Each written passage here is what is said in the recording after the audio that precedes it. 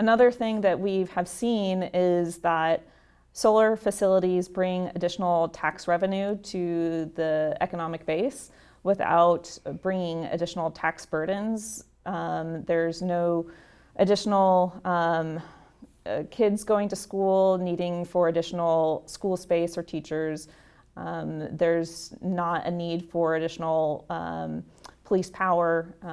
So generally, it brings higher tax revenue benefiting the school systems. And one of the biggest things that we see in people buying homes is that schools tends to be one of the top choices for buying a home. A good school system is very important to overall property values, to having a prospering community.